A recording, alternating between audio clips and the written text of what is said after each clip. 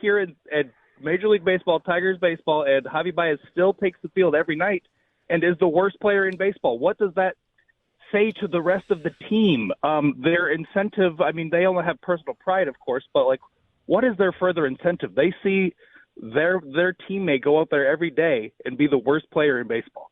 And be highly compensated and get the playing time regardless.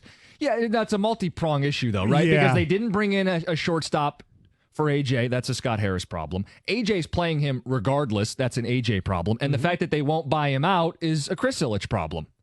Yeah. It's a multi-pronged issue. I mean, it's enough to get your blood boiling. I guess today it's AJ Hinch's quotes. It'll probably be Baez in a couple weeks. There's no shortage of things, to Stoney's point. There's a lot to be frustrated about. There's no shot in your mind that if Kreidler was healthy, they would have brought him up and done something with Baez by now. Well, he hit in the spring, and they didn't have him make the opening roster. Yeah, I know.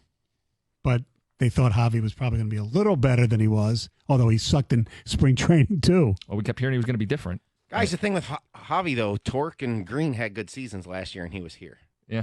I just it's can't buy that. That's why the Javi's whatever. He is what he is. Matt and Canton, good morning. You're on 97.1. Hey, good morning.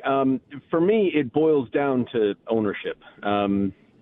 We see two owners in this town that are trash, in Chris Ilitch and in T-shirt cannon fella. And we see that Sheila has turned everything around. William Davidson, when he owned the Pistons, things were great.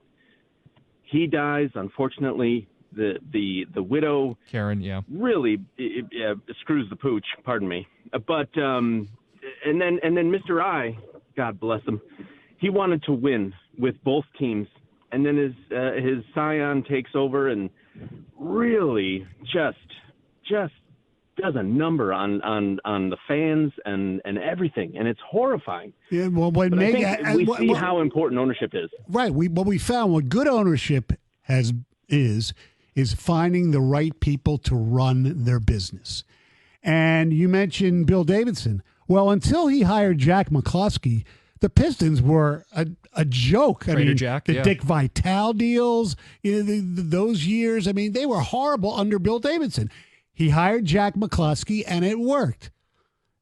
For the Red Wings. When Mike had Jimmy D. Right, Mike, they were the dead things. He hired Jimmy D, and it worked.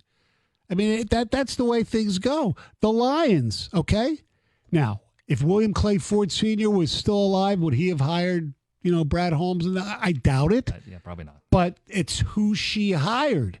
And more than that, do you remember? And the culture she led. That's what I was going to get to. Do you remember? Yeah, of course you remember. Before things got good, they were 1-5, 1-6, but at 1-5, oh yeah, Sheila spoke to the media. Yeah, and she said, "We believe in these guys." Yes, and there was real reason to be like, "Well, I don't know. Didn't she say this about Quinn and Patricia? Should we believe you?" The Ford last name, there was deserved skepticism, but she stepped out, a woman of her convictions, and said, "No, we think we hired the right guys." Is we gonna hear from Chris? I don't know. I don't think so. When's picture day? That's when he usually speaks. Costa, Jared Goff was 100% right about the negative media. You're the worst. You and Rieger and Valeni and Chapman, you guys are all too negative. Did you expect the Tigers to win the World Series? If so, you're dumber than I thought. No, I didn't expect them to win the World Series. I thought they held themselves back in the offseason.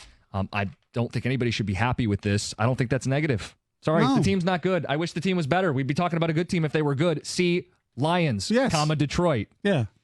When the Red Wings briefly looked like a playoff team, I was all gung-ho. I know. And when they fell apart, what did we do? We ripped them. They decide the coverage. Correct. Not us. Yes. The Lions PR years and years and years ago, when I started in this format, used to call and bitch and all that kind of stuff.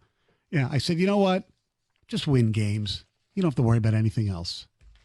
Easy as that. All right, you got some frustrations. You want to talk about AJ's comments. What would it take to get you back? No shortage of options. It's 97.1.